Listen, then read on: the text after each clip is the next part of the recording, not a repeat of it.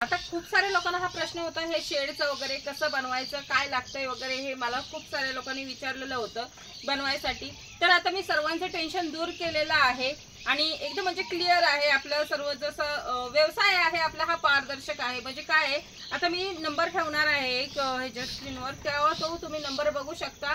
आणि ते नाथ फॅब्रिकेशन वाले आहेत, त्यांचा व्यवसायच आहे तो. तुम्हाला फक्त काय करायचंय, हा ज्या शेडला लागणारा मटेरियल आहे, जसं XYZ लोखंड असू दे, पत्रा असू दे, ही बाउंड्री जी जाळी आहे ती, सिमेंट वगैरे जे काय लागणार असेल ना, ते सर्व तुम्हाला आणायला लागणार आहे. फक्त जी खालची जी फ्लोरिंग आहे ती तुम्हाला आणायला लागणार आहे आणि ते सर्व कोटेशन काढून तुम्हाला देतील. फक्त एवढंच आहे, 20 बाय 30चं तरी शेड पाहिजे, कारण की त्यांना पण ते परवडलं पाहिजे. त्यांना पण परवडलं तर मग घेणार ते. आणि 20 बाय 30चं असेल तर मात्र घेतील ते. आणि तसं आहे की हा जो आपलं हे फ्लोरिंग आहे हे फक्त ती आणणार आहे, क्वालिटी तीच असणार आहे त्याची आणि किंमत ही तीच असणार आहे, काही प्रॉब्लेम येणार नाही. आणि तामिळनाडूतून जसं आपण आणलेलं आहे तसंच ते आहे. तर क्वालिटीमध्ये काहीही मार्क करणार नाही, क्वालिटी तीच असणार आहे. फक्त एवढंच आहे की तुम्हाला हे मटेरियल जे बाकीचं आहे ते तुम्हाला आणावं लागणार आहे. आणि ती जेव्हा ते सर्व काढून देतील तुम्हाला किती काय लागणार आहे ते सर्व तुम्हाला आणून ठेवायचं आहे. तुम्हाला 3-4 दिवसात ती शेड उभं करून देणार आहेत. पण 20 बाय 30चं असणं गरजेचं आहे, कारण की त्यांची टीम येणार आहे आणि तुम्हाला 3-4 दिवसात पूर्ण करून देणार ते शेड. वेल्डिंग वगैरे हे सगळं ते करून देणार, तुम्हाला काहीही टेन्शन घ्यायचं नाही. फक्त मटेरियल हजर पाहिजे. तुमचं सर्व जे कोटेशन काढून देतील ना ते मटेरियल हजर पाहिजे. आणि त्याच्यासोबतच जे म्हणजे ते आता आम्ही कॉन्टॅक्ट केलेलं होतं की असं सर्व आहे म्हणून ते शेडचं वगैरे, तर त्यांनी सांगितलेले आम्ही एवढं आमची माणसं आणणार आणि ही टीम आमची येऊन करून देणार आहे. फक्त तुमचं मटेरियल जे आहे ते तुम्ही जे आम्ही मटेरियल देऊ ते तुम्ही आणायचं आहे. आणि तसंच बघायला गेलात तर मात्र हे पण आपल्या शेडचं पण टेन्शन मिटलेलं आहे. जरी कोणाला असा शेड बांधायचा असेल तर ते आम्ही नंबर दिलेला आहे, त्याच्यावर तुम्ही स्वतः कॉन्टॅक्ट करा. आम्ही मध्यस्थी करणार नाही, कारण की आपल्याला मध्ये पडायचं नाही. तुम्ही शेतकरी त्यांच्याशी कॉन्टॅक्ट करून डायरेक्टली जे काही व्यवहार असेल तुमचा तो क्लिअर करा. आणि तसंच बघायला गेलात तर हा मी कशासाठी सांगते की आपण प्रत्येक जण शेतकरी आहोत. जेव्हा आपण हा व्यवहार करतो त्यावेळेला लक्षात ठेवायचं आहे, गरज ही सर्वांनाच असते. आज ना उद्या, आता जग हा ऑनलाईन झालेला आहे, त्यामुळे आज ना उद्या माझ्याकडे जे आहे तुम्हाला पाहिजे असेल मी दिलं नाही तर मात्र मग काय तुम्हाला नंतर मागणं ते माहीत पडणार आहे. तसंच बघायला गेलं तर गोळी पेंट जी आपण बनवतो त्याची एक मशीन आहे, त्याला क्रोमटमची मोटर वगैरे लावलेली आहे. आणि मला तसंच पाहिजे क्रोमटमची मोटर आली, कारण की आपल्याला त्याची गरज आहे. तर हाही एका दादांकडे पण काय आहे की त्यांना विचारलं त्यावेळेला ते बोलतात की तुम्ही मला पेमेंट करा, मी तुम्हाला आणून देतो. पण असं आपला काही व्यवहार आपल्याला करायचा नाही. तुम्हाला डायरेक्ट नंबर दिला जाईल, तुम्ही स्वतः त्यांच्याशी कॉन्टॅक्ट करायचा आहे आणि स्वतः जे काही डिटेल तुमचे असेल क्लिअर करायचे आहे. आपण मध्यस्थी करणार नाही. तर असा व्यवहार पाहिजे आपला. ठीक आहे, काही प्रॉब्लेम येत नाही. आज ना उद्या आणि मी घेणार नाही का ती, तर मी घेणार आहे. फक्त एवढंच आहे, थोडा टाइम लागेल, मला शोधावं लागणार आहे आणि नंतर मात्र मी घेणारच आहे. कारण की बघा जग ऑनलाईन आहे बोलले, आज ना उद्या प्रत्येक गोष्ट लेट झाली माहिती तरी पण माहीत पडते. त्यासाठी क्लिअर व्यवसायात मात्र ना सर्व गोष्टी क्लिअर असणं गरजेचं आहे. कारण की मला जर माहिती आहे तर तुम्हालाही माहित पाहिजे. जर मी ह्या लोकांना नाही सांगितलं आणि माझ्यापुरतीच ठेवलं ना तर मात्र तिथपर्यंतच मी राहणार आहे. जर मी सगळ्यांना सांगून माहिती ज्या गरज आहेत, ज्यांना गरज आहे त्यांना जर मी सांगत गेले तर त्यांचा पण फायदा होईल, माझा पण फायदा होईल. आणि एवढं आहे की सगळ्यांना ही माहीत पडेल. जशी आता आपली ही नारी सुवर्ण आहे, नारी सुवर्ण आजपर्यंत कोणाला माहित नव्हतं, पण आपण जसं व्हिडिओ बनवायला लागले तसं सर्वांना माहित पडायला लागलं की मेंढ्यांना पण अशी पिल्लं होतात शेळ्यांसारख्या. मग हे आहे की आपण जे करतोय ते सर्वांना माहीत पडलं पाहिजे. आणि सर्वांना जसं म्हणजे आता व्यवसाय हा आपणच केला नाही पाहिजे. जर माझ्यापुरती मी सिमेंट ठेवला असता तर विचार करा ह्याचा काय फायदा झाला असता का? नसता झाला. आज माझ्याकडे एवढी येत आहेत, बघतायत, घेऊन जात आहेत, मी बसल्या बसल्या विकू शकते. मग हा जो आता व्यवसाय आपण केलेला आहे हा तसाच आहे. जसं आता हा शेडचा मी सांगते ना, तुम्ही स्वतः कॉन्टॅक्ट करा आणि स्वतः बोलून घ्या, असा आपला क्लिअर व्यवसाय असतो.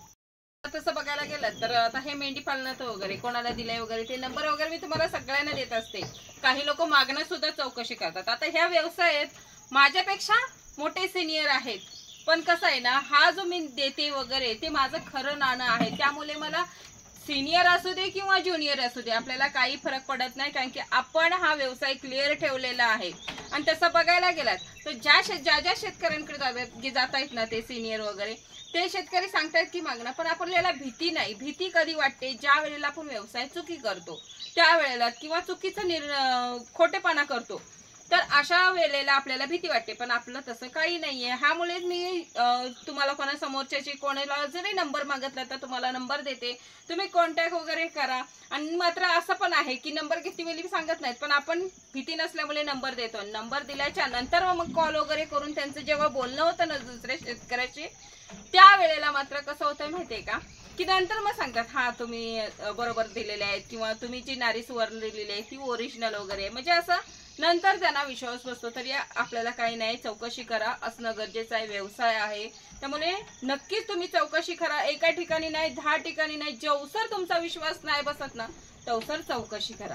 आणि तसंच बघायला गेलात तर आता जे दादा आहेत, मला ती गोळी पेंटची जी मशीन पाहिजे, ते दादानी मला सांगितलं नाही, ठीक आहे काही प्रॉब्लेम नाही, मी ते शोधणार आहे.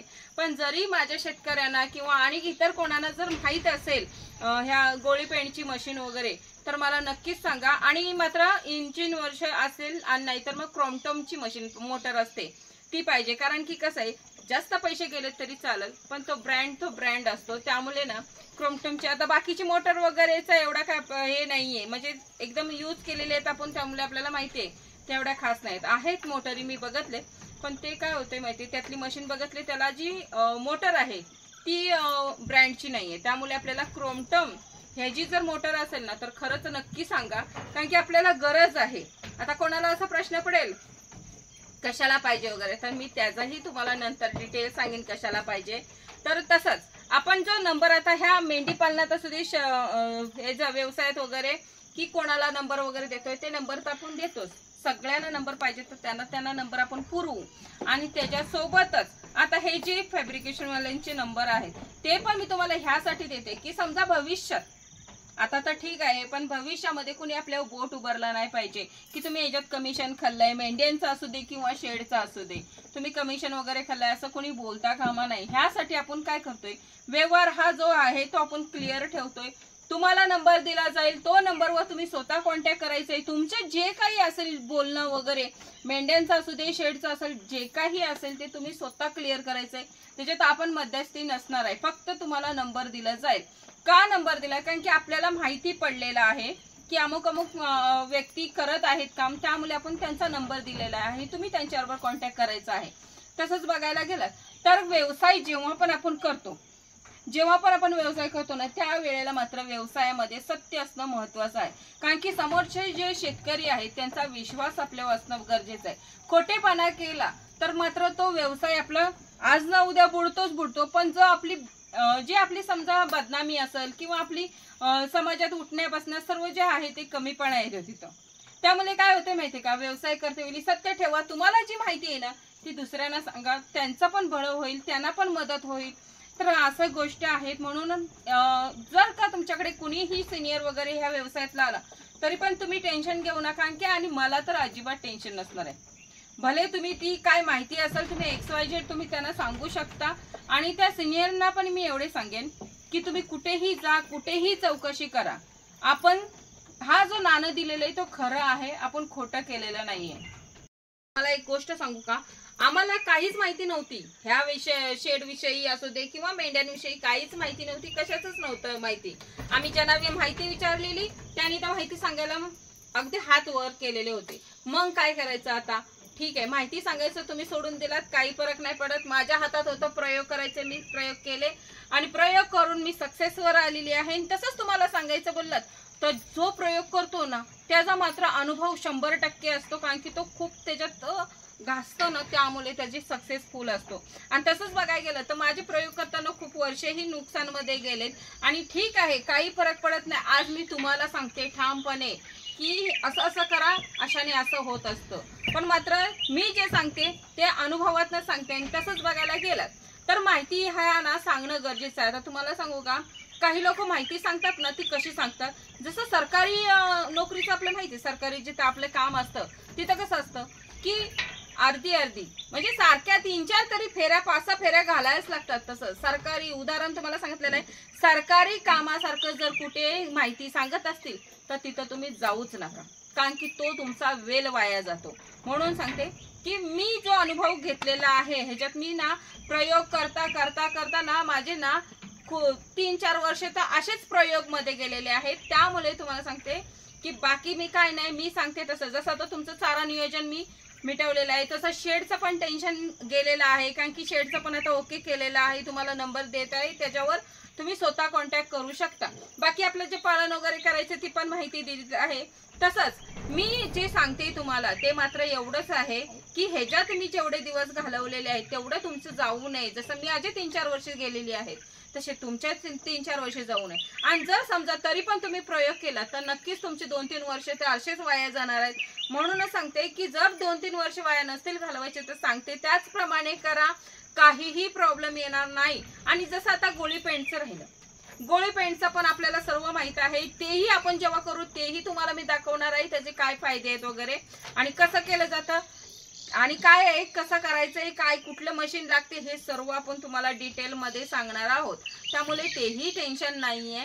यासाठी सांगते की ज्या वेळेला आपण व्यवसाय करतो त्या वेळेला जे समोरचे शेतकरी आहेत त्यांना मात्र क्लिअर व्यवसाय असावा आणि क्लिअर सांगायची आहे माहिती, ज्याने की त्यांना पण माहित पडलं पाहिजे आपण काय करतोय, कसं करतोय आणि काय केलं पाहिजे ह्या व्यवसाय टिकवायसाठी. तर प्रत्येक शेतकऱ्याने जर असं केलं तर लाख मोलाचं होणार आहे. पण तरी पण जरी कोणी नाही केलं तरी मी इथं बसलेलीच आहे. मी तुम्हाला माहिती सर्व डिटेल मध्ये देणार, काय करायचंय काय नाही करायचंय आणि हा व्यवसाय आपला कसा टिकून ठेवायचा आहे.